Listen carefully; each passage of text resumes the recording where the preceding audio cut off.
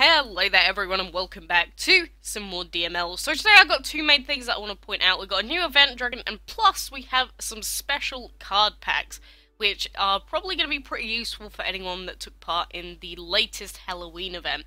Because as you can see, it says exclusive pieces and shows off the eyeball dragon. So these are the same packs as what we've seen before, where say you were one or two chests away from finally getting the dragon. These pieces actually, or these packs I should say, give you the opportunity to get pieces to finish off the dragon. And so you're not guaranteed to get the dragon at all. You still have the chance to get any of the other dragons out of this selection, but again, I've done this before where I've been one piece away from a dragon, you know, bought some packs, and then we have actually managed to get the dragon. But, you know, it's usually worth it because we can't guarantee that these event dragons will ever come back again, so if you really are an avid collector, these packs are usually pretty good. But the eyeball, void, shadow, water elements, he's not that great of a dragon overall, but he's definitely a little cutie. I enjoyed getting him as part of the event as well. I mean, where is eyeball dragon actually? Oh yeah, he's all the way over here in our shadow habitat. Let me just look at the guy. He's terrifying because he has an eyeball on his tail, but regardless, you do have the opportunity to get him if you are willing to spend, you know, I don't know, $5 or $10 on a couple of packs. You know, that's up to you. But on top of that, there is currently also a Scent Progression event for VIP users, which is spend as many gems as you can to win awesome rewards, first prize being the Perfume Dragon. So, this Perfume Dragon seems to be the, like, spend all the money dragon that you possibly can. It's sort of like a lavish, luxurious sort of dragon, because I don't think it's ever been available outside of, like, spending or weekend events, but this is a dragon I wish that we could get a hold of, but this is a gem spending event. So, if we look at the leaderboards for the top spender, 2,650, and there's still like 2.5 days left in this event, so unless you're willing to spend literally around about, I don't know, about £70, you don't even have the opportunity to get this dragon. But there's also the chance to get the digital dragon if you spend 1,700, and by that I mean you're just given it if you've spent 1,700, but, you know, neither of these dragons are really worth the price tag that is technically put on them because of the amount of gems you'd have to spend, but at the same time, you know, it's up to people if they want to spend money. VIP gem spending events are the perfect opportunity to do that.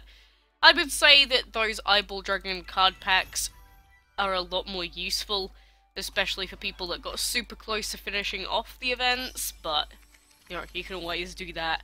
And we didn't breed the Pilgrim, as I said, and you probably guessed, which is very annoying.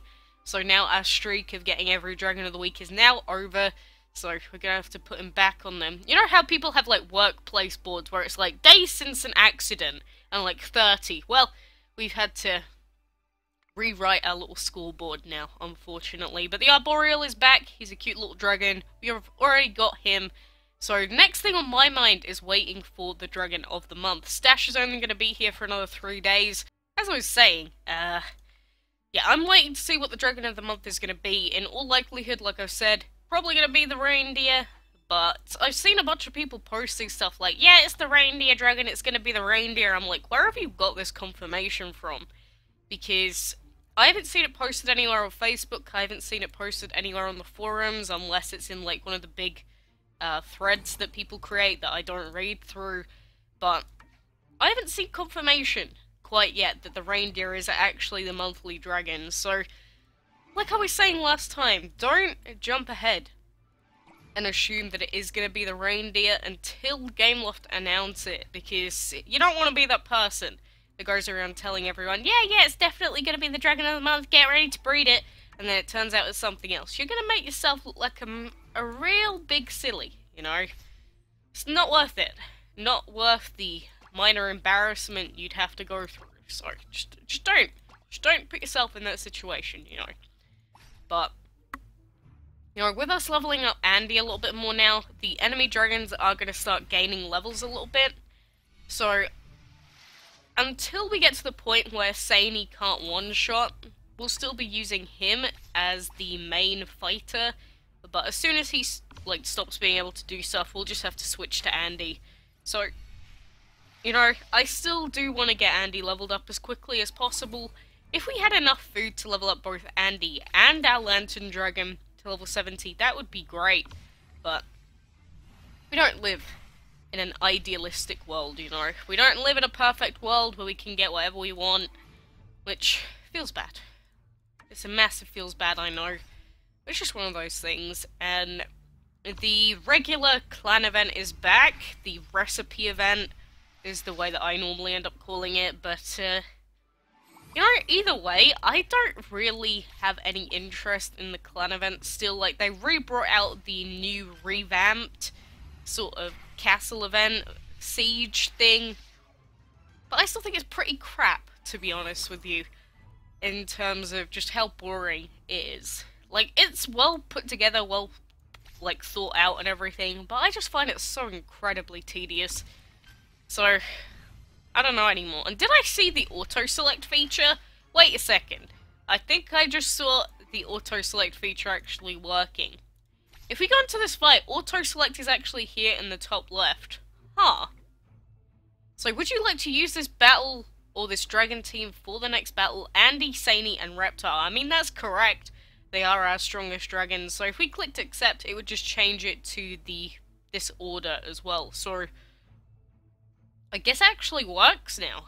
Intriguing. I mean, I don't want it like this, because it's not it's the best team, but it's not the quickest way to wreck everything. But still, that's cool. It's cool that they finally got that feature working, because if I'm not mistaken, that feature was supposed to be working from, like, I don't know, 2 patches ago or something like that. So I'm just glad that they're finally, you know, gone back, changing some of the bugs and implementing stuff that really we should have had for a while now, but that's good. It's good. It's better than nothing.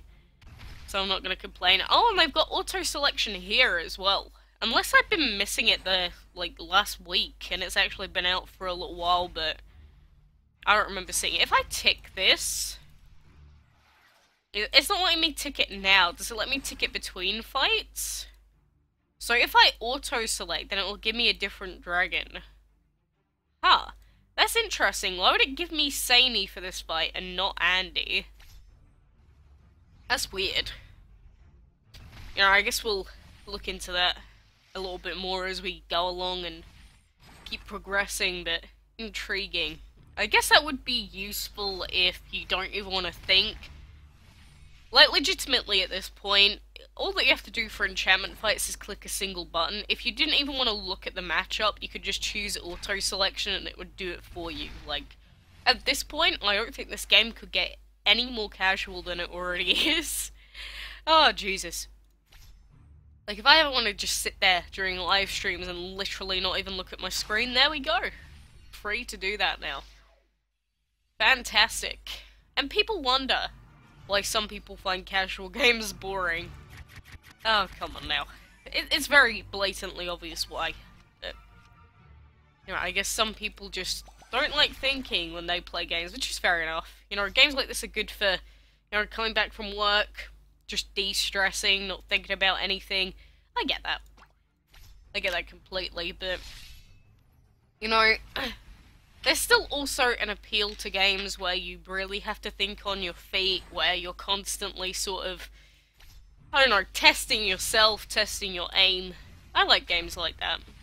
A lot more than I like casual games, which is the reason I always say to people, look, I know you might like mobile games, I know that DML is a mobile casual game. That doesn't mean I like other mobile casual games, it's just, I happened to fall into this game a few years ago and I've been trapped ever since. But, you know, nothing wrong with that still. Let's just finish up with a couple of these fights. I am still ill, as you can probably tell from my voice and other things, but, you know, I'm back now. I didn't get the weekly breeding video out on Monday, which is kind of annoying. It's the first time I haven't been able to get it out on the day in probably, like, quite a few months now. But, you You know, for anyone that was still curious, still wanted to guide out, it is there. But I imagine most people probably found the info on the wiki or somewhere else. Although I say that, but nobody's posting how to breed stuff for anything anymore, so I don't even know, where are people gonna go when you're like a brand new player and you legitimately have no idea what websites to go to and all that jazz? Who are you gonna go to at this point? You know, that's the main thing I worry about, that is it the accessibility or lack of accessibility to information as much as players used to have, that maybe that would turn players off a little bit? I don't know. Because imagine if every single video and thread you found was from like 2015 when the game was released. I wouldn't really want to trust that info, if you get what I'm saying. Like, why would I trust a post that's so old if I was a new player? I don't know. It's kind of weird to me, which is why I still think that even though, you know, weekly dragons were given the breeding combo, I still think it's important to do guides on, you know, the actual breeding combo, explicitly stating what it is, what the chances are, showing the breeding tables and stuff like that. I still think it's important, because otherwise you're just basically saying, yeah, you know, all those new players that come in every now and then, I don't care about them. And that's just not fair at the end of the day, which is the reason I still make those videos, and that is pretty much the only reason at this point, because, you know, frequent viewers, I'm pretty sure you already know, the wiki is my go-to source, so why would you not use it at the same time, you know? But,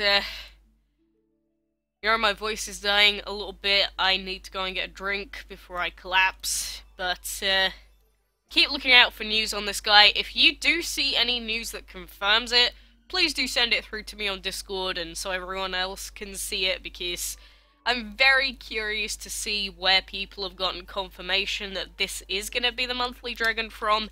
If it's from that Gameloft website post, that didn't actually confirm anything about the reindeer, so I'm interested to see where people think that official news came from when it's not in game, is it? Who's coming to Dragonland next week? Doesn't say anything about a monthly dragon. Well, whatever, I guess we'll find out, but for now, thanks a ton for watching, and until next time, I will see you then.